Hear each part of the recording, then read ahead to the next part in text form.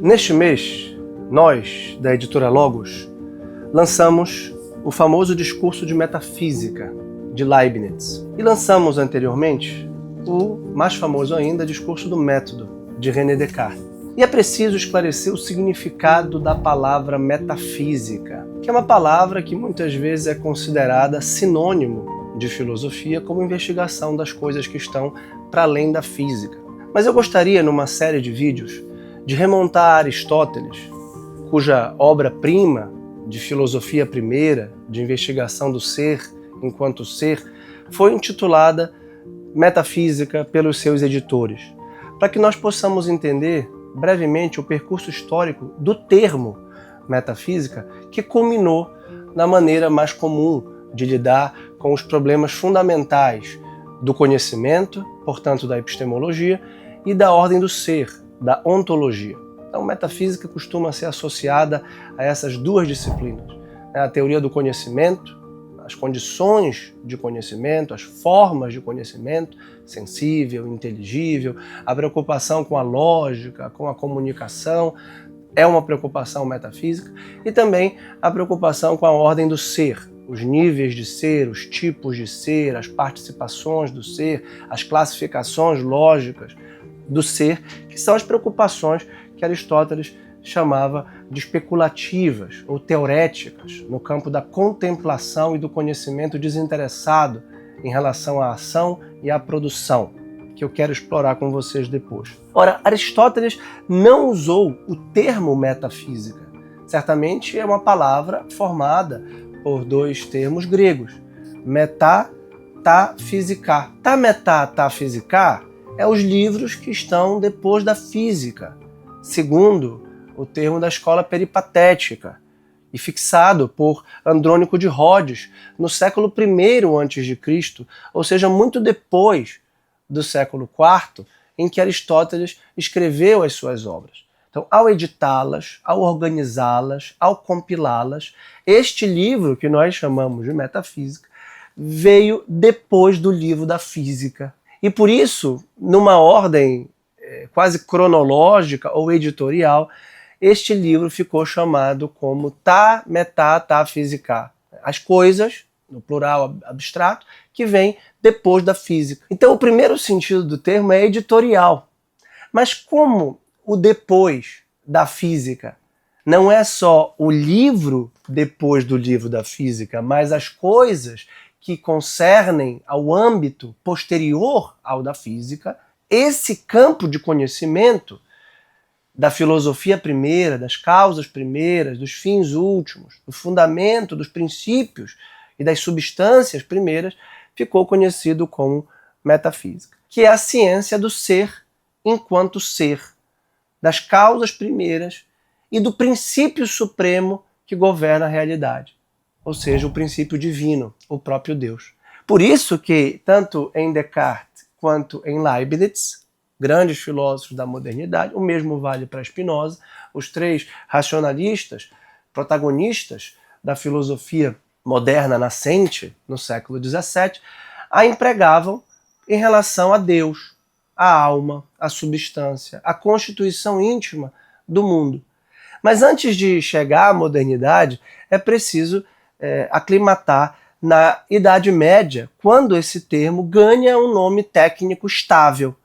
Nos séculos XII e XIII, especialmente após a tradução árabe-latina de Aristóteles, ou seja, quando Aristóteles sai do mundo grego e daqueles que sabiam grego, como Boécio, que no final da Antiguidade, no começo da Idade Média, procurou, não conseguiu, mas queria traduzir todo o corpus aristotélicos para o latim, para civilizar filosoficamente os latinos, como ele. Só no século XII, XIII é que os latinos terão a obra de Aristóteles amplamente traduzida e utilizada, tanto por Avicena, depois por Santo Tomás, Escoto, Occam, e aí a escolástica em geral já usa o termo metafísica porque este livro foi estudado, comentado e assimilado.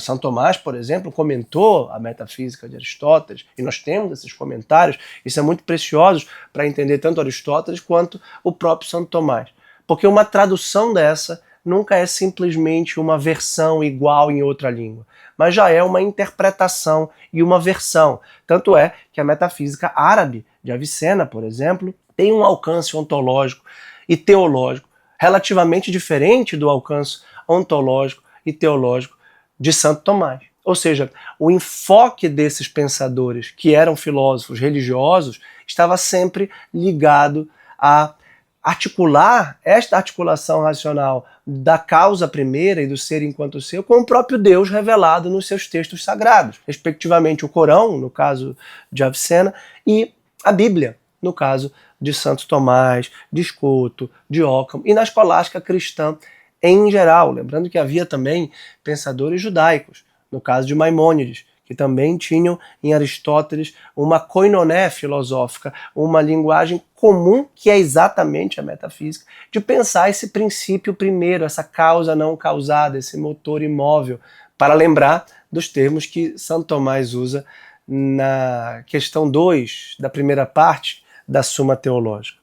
Ora, na modernidade, que vem no rescaldo da Idade Média, que vem no fim da Idade Média, que rompe, portanto, com a Idade Média, mas já muito avançada, no século XVII, ou seja, quando já há uma segunda escolástica consolidada na escola de Salamanca, com Soares, com Vitória, que são escolásticos tardios e que aprofundam muito Aristóteles e Santo Tomás de Aquino, ou seja, já tem tanto a fonte aristotélica quanto também a sua recepção madura na escolástica, surge a filosofia moderna com uma ruptura. E claro que toda ruptura não é imediata, não é brusca, não é radical, porque sempre herda muito mais do que afasta-se daquele de quem se rompe.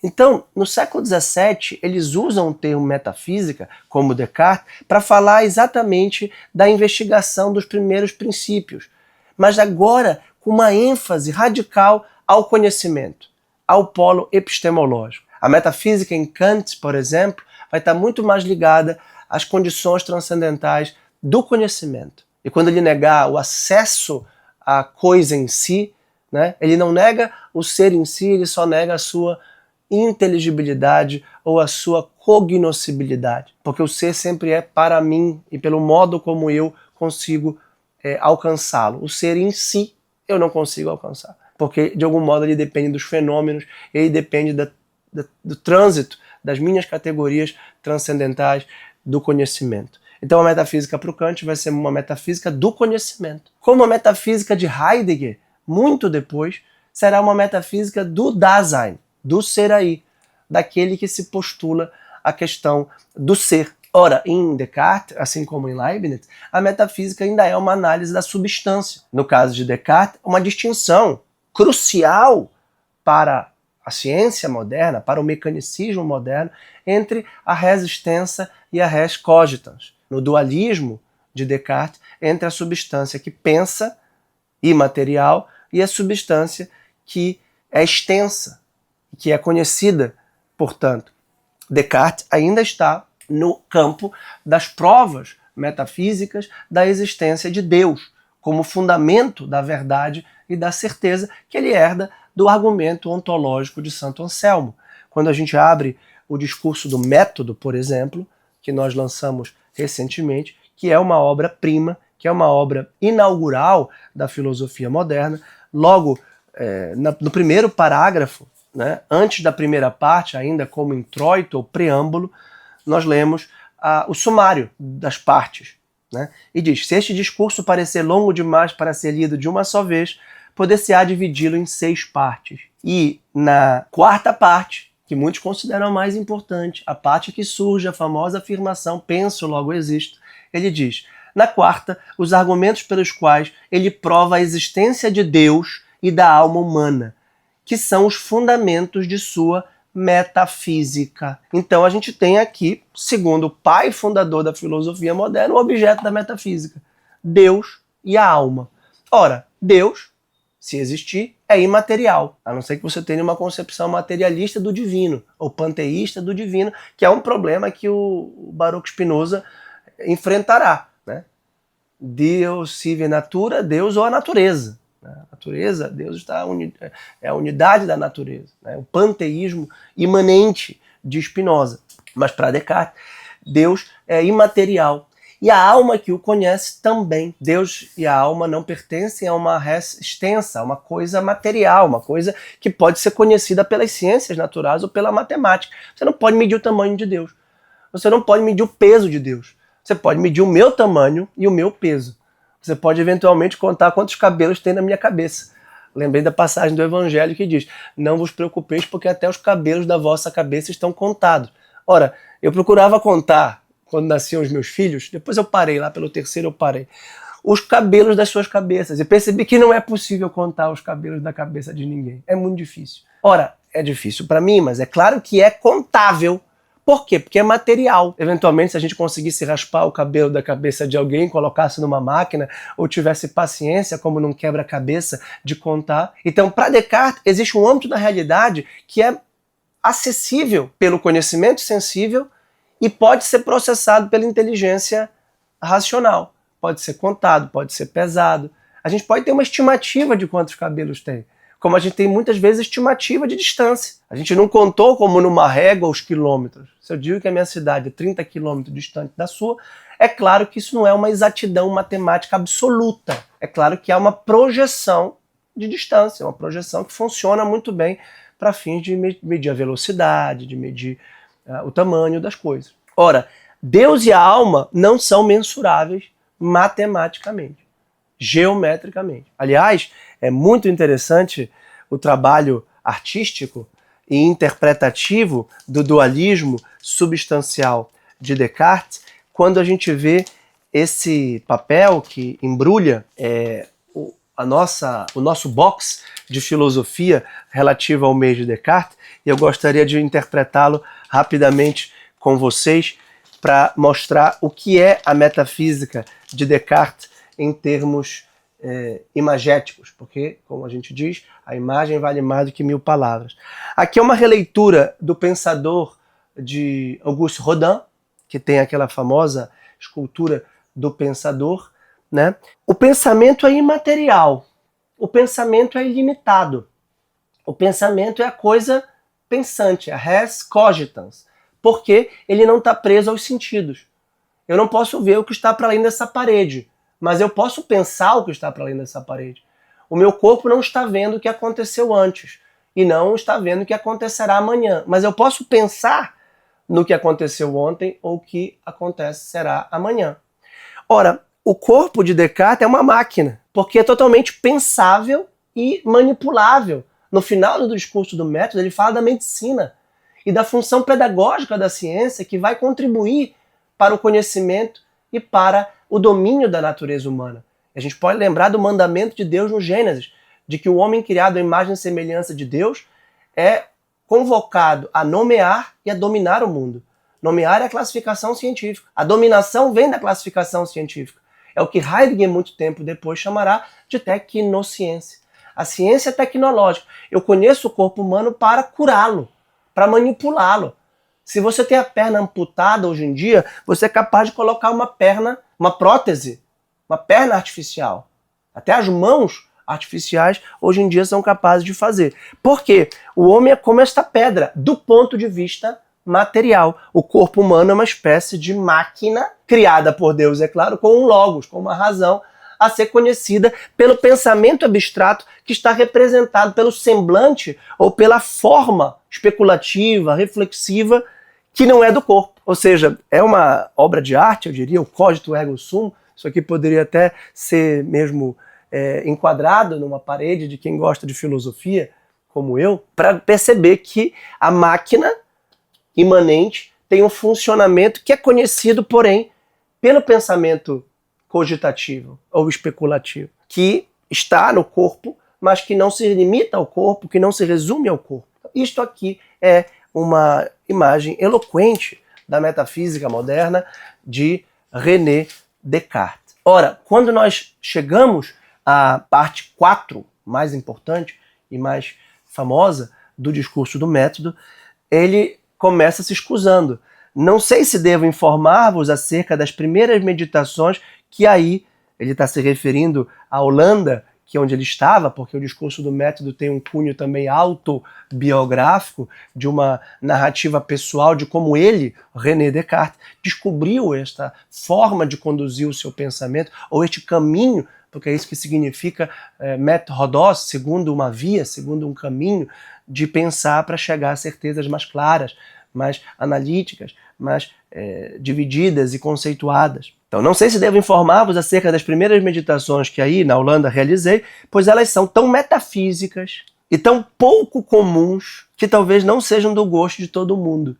Então, aqui a gente vê que o Descartes não é um professor universitário escrevendo para estudantes especializados. Aqui já é quase um libre penseur, um livre pensador, como haverá no próximo século, o século de Diderot, de Voltaire, de D'Alembert, de Rousseau, de Montesquieu, na França do século XVIII. Não é? Aqui ele está inaugurando, inclusive, e depois todos o lerão.